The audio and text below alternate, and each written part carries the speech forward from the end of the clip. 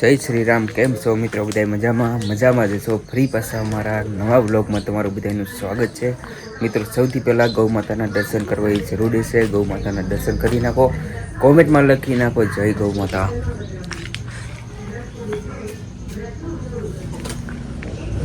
તો મિત્રો આજથી ઘરેથી વ્લોગ ચાલુ કર્યો છે, એટલે મસ્ત મજાની કોમેન્ટ કરી નાખો. કેવું સવારનો માહોલ છે, મસ્ત મજાનું. અત્યારે કામ ચાલુ થઈ રહ્યું અમારું છે, બંગલાનું કામ ચાલુ છે.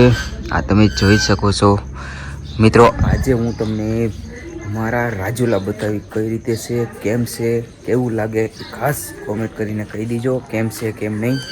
તો ચાલો આપણે મળીશું આગળ.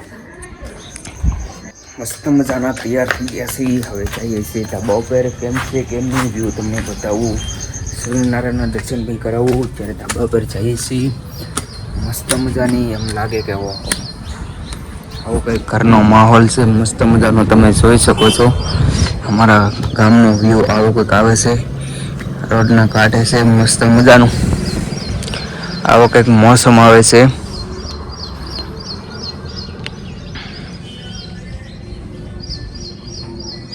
તો ખાસ મિત્રો સવારનો વ્યૂ કેવો આવે છે એ જરીક કોમેન્ટમાં જરીક ખાસ કહી દીજો. કેવી મજા આવે, કેવી નહીં, કેવી સવારની મોજ એટલે કંઈ ઘટે નહીં મિત્રો. આવો કંઈક અમારા બહારનો માહોલ છે, મસ્ત મજાનો. રોડનો કાંઠો છે, તમે જોઈ શકો છો. આ બીજી રૂમ છે, બીજી રૂમમાં બીજ બતાવી દઉં. તો ખાસ કોમેન્ટ કરતા જજો પાછા.